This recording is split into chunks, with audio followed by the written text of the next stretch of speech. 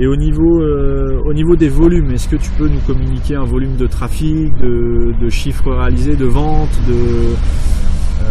de producteurs qui sont enregistrés sur la boutique? Ouais, je dirais qu'on a environ 1500 producteurs. D'accord, ouais, donc il y a quand même du volume. Non, je dis une bêtise. On doit être plus entre 800 et 1000. D'accord, producteurs. Oui. Et en base produit, on doit avoir à peu près 4000 références. D'accord, ok. 4000 références, donc oui, c'est déjà une belle base de données. En volume de vente? En volume de vente... C'est un site qui génère combien à peu près à l'année, le chiffre d'affaires à l'année? J'ai pas si tu peux donner ces informations là, mais en nombre de commandes par semaine, je dirais qu'on est entre 700 et 1000 commandes par semaine. D'accord, oui, donc il y a vraiment du volume,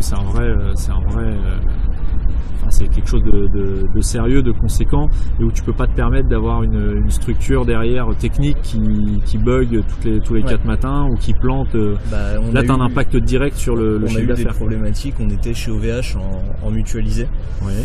Et mutualisé, ouais, pour des volumes comme ça. Au début, on était en mutualisé, avant d'avoir ces volumes-là.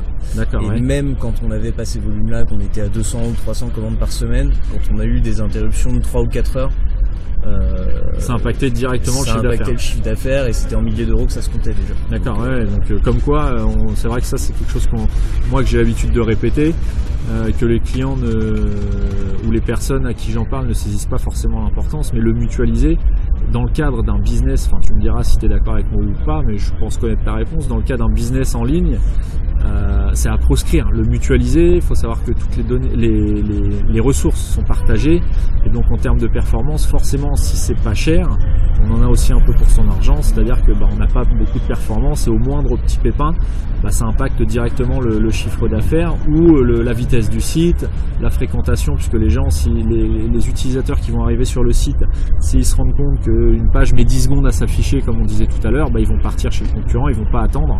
Savoir que en e-commerce, la clientèle est très volatile, donc il faut vraiment avoir un site performant et donc un hébergement performant. Et aujourd'hui, vous êtes sur une infrastructure de quel type du coup pour absorber ce volume? On est parti sur du mutualisé jusqu'à à peu près avoir 200 commandes, 300 commandes par semaine. D'accord. Ensuite, en ayant des problèmes du coup. En ayant quelques problèmes, ouais. D'accord. Et ensuite, la logique aurait voulu qu'on passe sur du VPS, mais on a sauté le pas directement et aujourd'hui on est sur une infrastructure cloud, donc public cloud chez OVH. D'accord. Et donc tu as plusieurs serveurs en... Ouais, alors en fait de base on a ce qu'on appelle un load balancer et derrière on a plusieurs serveurs frontaux. En fait on a un serveur de base de données, il y a juste la base de données dessus et derrière on a plusieurs serveurs qui permettent juste d'afficher le site et en cas de forte affluence on a des serveurs qui se créent à la volée et du coup le load balancer permet de répartir la charge uniformément sur chacun de ces serveurs là. D'accord, oui, donc pour expliquer un petit peu, un load balancer c'est un système qui va balancer la charge d'un serveur à l'autre pour la répartir, pour éviter qu'un serveur arrive à saturation et donc que les utilisateurs qui arrivent après ne puissent pas voir s'afficher le site tout simplement parce que le serveur est surchargé. Là ça répartit la charge sur plusieurs serveurs et donc avec le système que tu as mis en place avec plusieurs des serveurs qui se créent à la volée en fonction du besoin et donc tout ça chez OVH et donc là effectivement on n'est plus du tout sur une infra de serveurs mutualisés.